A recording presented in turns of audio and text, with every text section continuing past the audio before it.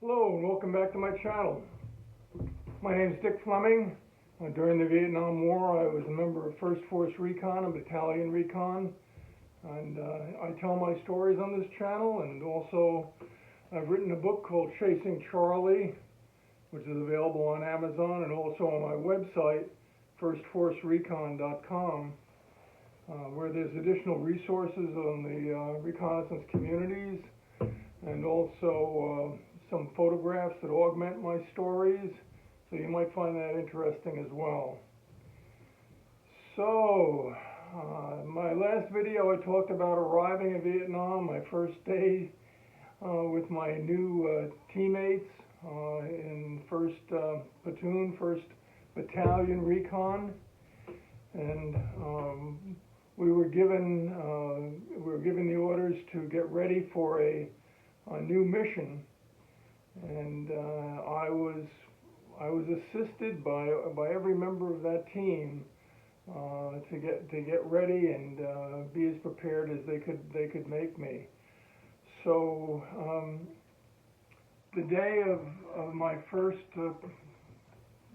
patrol with them, we got up right at dawn, and everybody headed right over to the mess hall, which was open, and had a quick breakfast, and then everyone went to the latrine, and I was thinking I was going to take a shower or something. I felt a little grungy, and Chief said to me, "No, don't do that." He goes, no soap, no, the gooks will smell you a mile away in the bush.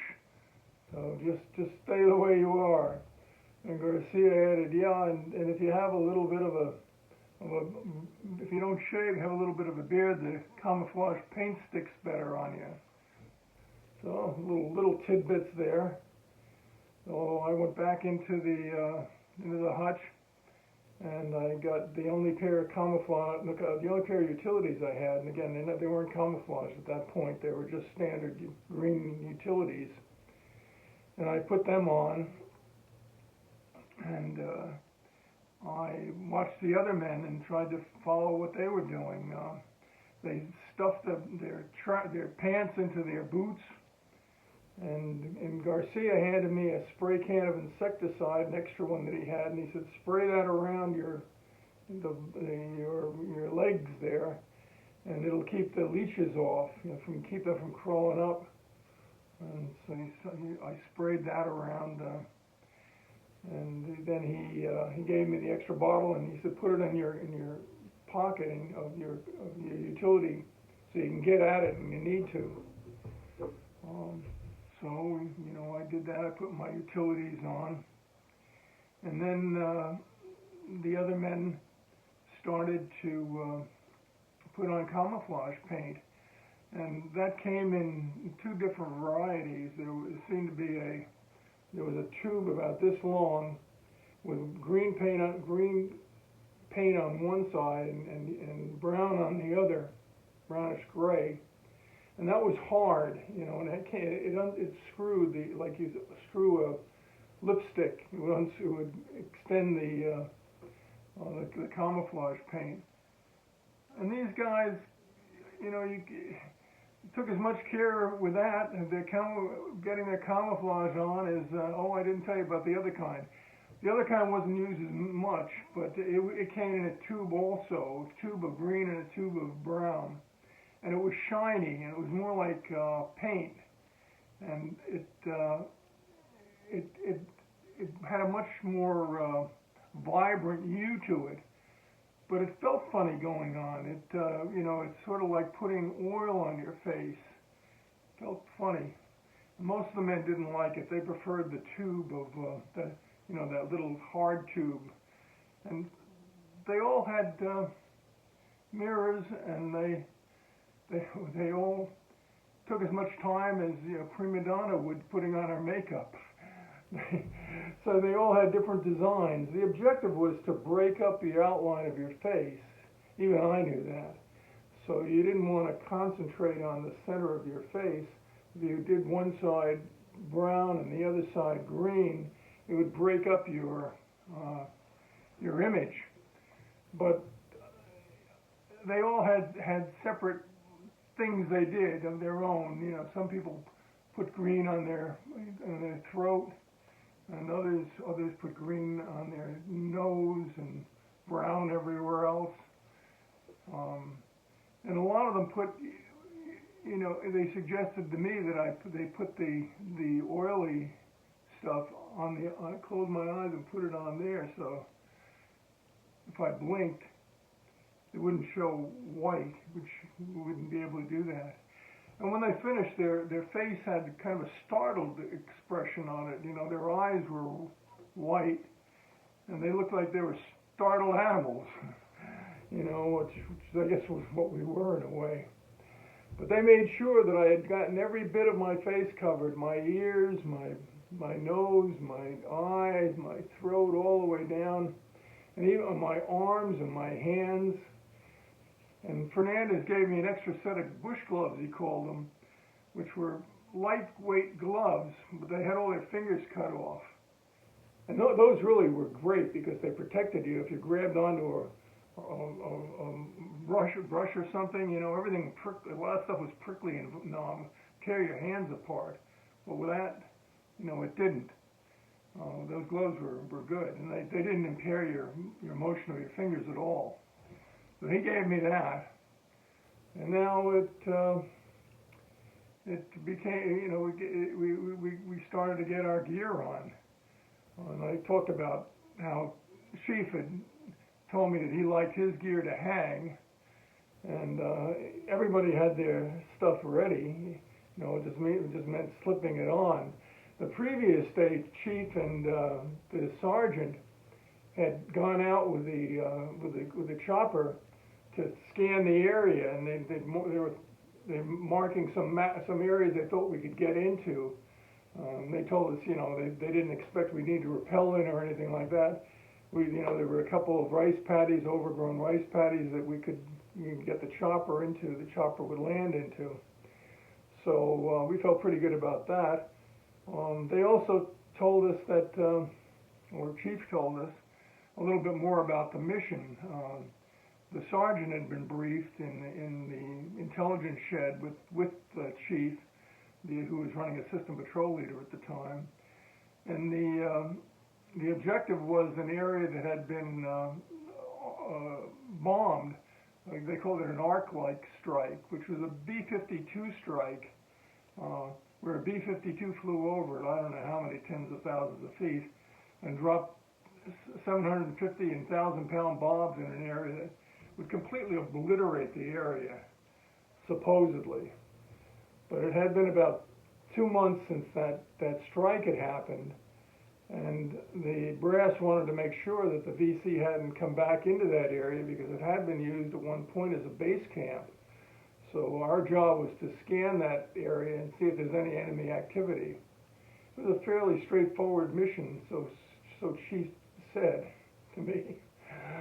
I didn't know anything. I didn't even know what arc-like meant at the time, you know, until he explained it to me.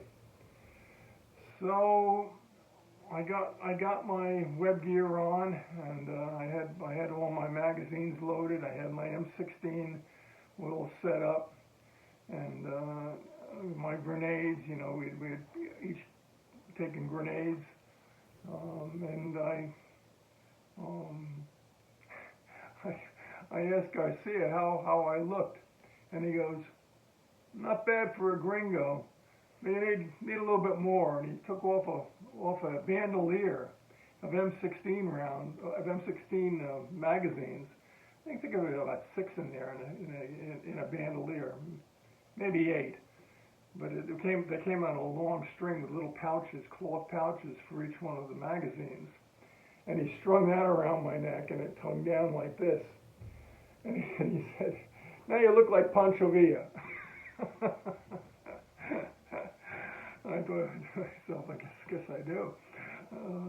So I got my pack on, and Jesus, I could barely lift the thing off the floor. It was so heavy. With all my equipment, I felt like I was weighed a ton. must have been about, I would think maybe 75, 80 pounds, probably not that much more. Um, we were going out for a week, so we had enough food for a week, and of course I had all that ammunition on me, and we had filled up our canteens the night before, and so there were additional weight. I carried 4 canteens. Some guys carried additional water, but Chief had told me not to try to restrict my weight, because the more you carry, the thirstier you get. And then Garcia struggled with his he was a communications guy, and he struggled to put on that prick 25 with communications, and that weighed about 25 pounds, just by itself. So he was humping a lot of weight. He was a pretty big guy. He was hefty, but you could tell it. He was really carrying a lot of weight, and he's bent over like that under all that weight. So we got all our gear together. Chief looked at me and had me jump up and down again, make sure that nothing was jingling, which it wasn't. He said, "How does that feel now? You like the way it hangs?" I said, "It feels like it weighs a ton." I said, that's what I told him. And everybody laughed at that. And now we all went down to the LZ to wait for the birds that were going to be coming in. And there were 7 of us, or 7 or 8 of us in that patrol. I only talk about a few people because otherwise there were 8 men in the team, 7 or 8 men in the team. In the platoon, there was probably 10 or 12 in the platoon, which is not a full platoon. But some of those guys were on mess duty. Some of them guys were in the hospital. Some of them were recovering from some trench foot or whatever they had, jungle rot. So it was some of them were lent out to other teams. So it was really rare that we went out with more than 8 men, except for a prisoner snatch, when we usually used a double team, which might be 10 or even 12 men brought in from other teams. But anyway, to continue my saga here, we walked down to the LZ, and the Tuches were on a steep hill, and that's where everything was set up. The Seabees had constructed a walkway overlooking the rice paddies, and then we went down this trail. It led down to the LZ. The first thing we did is we went over to a firing pit on the side of the mountain underneath the Enlisted Man's Club. And there was a little platform set up there, and you could lay your rifle on that platform and fire into the side of the hill, where the rounds wouldn't ricochet back at you or anything like that. It was soft sand. So we all fired a few rounds and then a burst of automatic, short burst. And then, as I've been told by Chief, once the barrel had cooled down, I put a little piece of camouflage tape over the tip just to keep the dirt out of it. That was what he suggested to do. So now we knew our weapons were all, working. We're not going to be surprised when you pull the trigger and nothing happens. Because the fire pin was out or something like that the last time you cleaned it. The bolt was jammed. That didn't happen. We all tested our weapons before we went out. So Garcia was on the phone with what do we call it? On the horn. Yeah, I guess on the horn with the chopper pilot. And he was coming in. We hear a whoop whoop whoop whoop whoop. And the sergeant had come down and joined us, and he had test fired his weapon, which he was carrying an M14 with 7.62 millimeter with a fiberglass stock, and it had all been blued, and he felt that that would be the best weapon in the bush because it would punch through the jungle undergrowth, and it also had additional range, and in my opinion, had a lot more accuracy than the M14s. But it weighed a lot more too. That thing weighed at 13, 15 pounds, and the 13 pounds loaded, and the magazines, were hefty too. They weighed a ton. But he carried that weapon like it was nothing. He carried it just as natural as can be. He was one. Must have been rain out of rawhide or something. Didn't seem to affect him at all.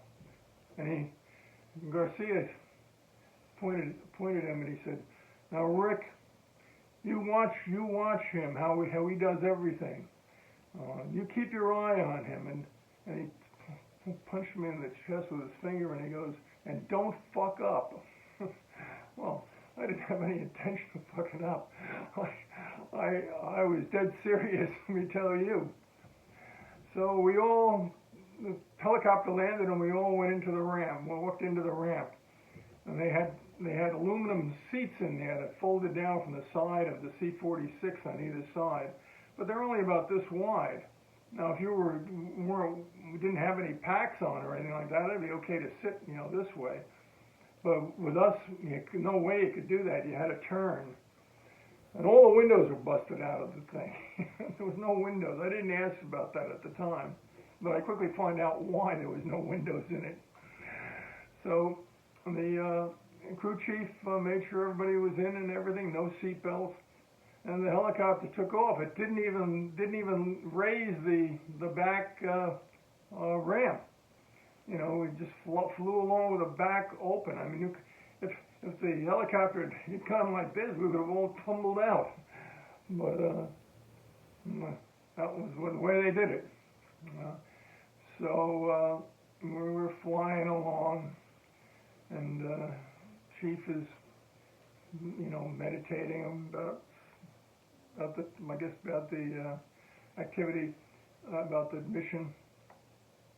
Nobody's saying anything, but of course you can't really talk in the plane, in the helicopter.